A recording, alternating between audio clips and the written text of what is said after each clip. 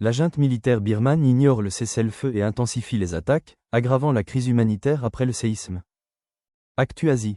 En Birmanie, alors que l'Alliance rebelle des Trois Fraternités et d'autres groupes de résistance ont annoncé et prolongé un cessez-le-feu unilatéral pour permettre l'acheminement de l'aide humanitaire après le séisme du 28 mars, la junte militaire au pouvoir a officiellement mis fin à sa propre trêve le 30 avril 2025 et n'a cessé de violer ses engagements même pendant la période annoncée.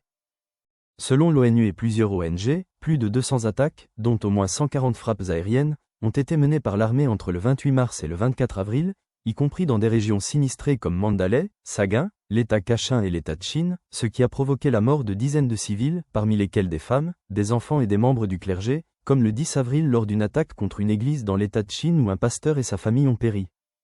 Les minorités religieuses, en particulier les chrétiens, sont particulièrement visées par ces violences, subissant des destructions de villages, d'églises et d'écoles, et vivant dans la peur constante de nouvelles attaques.